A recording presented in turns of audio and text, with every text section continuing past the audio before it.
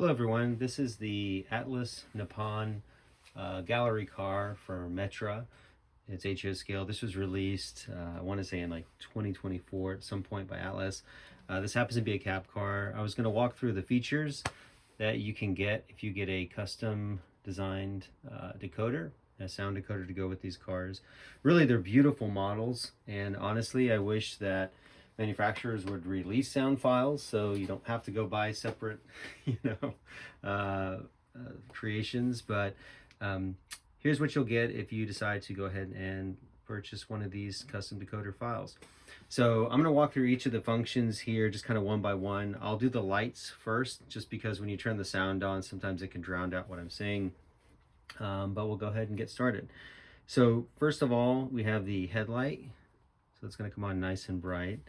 That's F0, and that changes automatically with direction. So right now, forward for the car, which is reverse for the train if the engine's pulling at the other side, all these lights will come on if the car is going in forward direction relative to the cab car. If you switch directions automatically, so if now we hit reverse, which means the engine, the locomotive, is pulling the train and the cab car is in the rear of the train, automatically the rear marker lights will come on, but we'll click it back to the forward direction. F6 turns on our ditch lights, which are, again, very nice and bright. There's a gyro light equipped with this car, and F11 does that. And you can see there it replicates kind of the gyro that these cars have. Interestingly enough, on the real ones, these aren't super bright. I looked at a lot of prototype videos, and I spent a lot of time in Chicago myself, and it kind of surprised me how these weren't really as bright as you think they were. The camera, too, just so you know, is washing out a little bit of the effect. So it's actually a little bit brighter than what it looks like on camera. But getting to our sounds, we have a horn. Oops.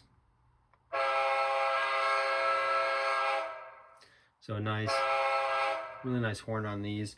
That's going to also automatically cause the ditch lights to alternate, which is per the prototype. The bell. Most of these actually still have a steel bell equipped to them. And a cool feature is if you press F5, you can actually have then the ditch lights flash with the bell. Okay.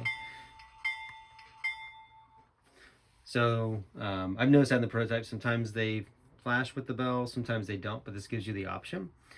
If you do F7, that will automatically dim the lighting. So it brings down the headlight. I know it doesn't look that way on camera, but it really dims the headlight, and it shuts off all the other lights, such as the ditch lights. And again, if we bring it all back, when you click into the reverse direction, once again, it shuts down all those lights in the front and just puts on the rear marker lights. You may not be able to see it just on the camera angle, but F12 actually turns on the interior car lighting. Oh, looks like it did show it here.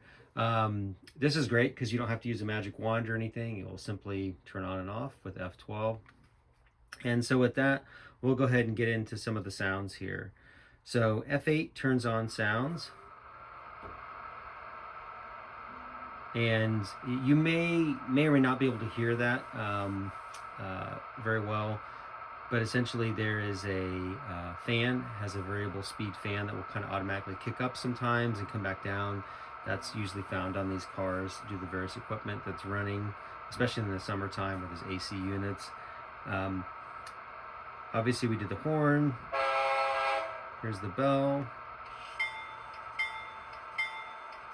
And then we have F3 is going to be your door opening sound.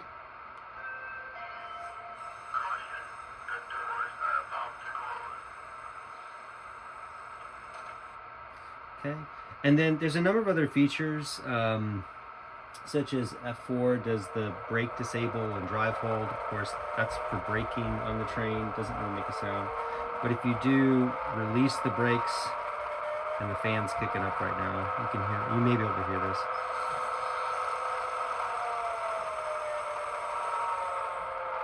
There's a brake release sound when you begin to have the train go forward.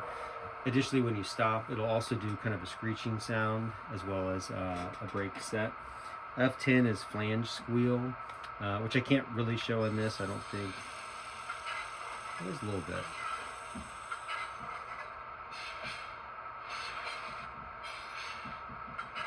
So you can do that.